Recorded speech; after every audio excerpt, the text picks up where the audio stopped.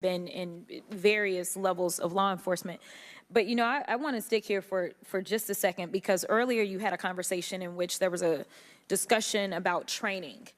And I want to talk about training, and I want to talk about the fact that there's been a little bit of dancing around as it relates to this being a suspicious person and this being a situation that was perceived to be a threat.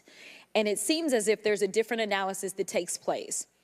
One of my questions has to do with if you have any bias training that your officers undergo. And the reason that I ask that, because as a civil rights lawyer, I have learned so many times in having to deal with law enforcement that there usually is not a perception of a threat when it is a young white male, even if they are carrying a long gun. Yet a lot of times, at least in this country, when it comes to law enforcement, there is a perceived threat just by somebody having a little bit more melanin in their skin. So I'm curious to know, because a lot of times, one of the things that we have consistently pushed for on my side of things, and when I say my side, is once we are looking at a tragedy in which law enforcement made an error, is the bias training and whether or not our officers are getting it. So I'm curious to know, in some of the training that you talk about that is part of your budget, has bias training been part of that? Yes, it is. Okay, thank you.